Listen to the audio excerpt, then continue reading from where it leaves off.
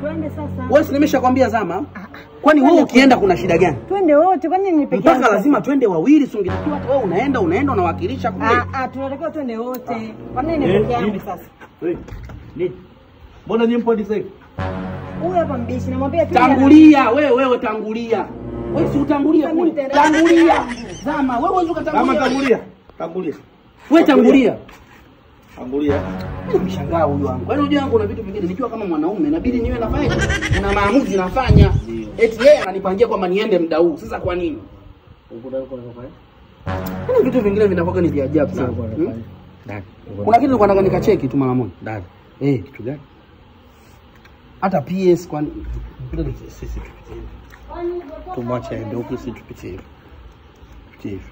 Yaani nimemwambia yule aende ili mimi nikute nimechill kwanza baadaye ndo nitaenda. Ndio huko mnaenda kufanyaje sasa hivi? Naenda kuchill msikitini.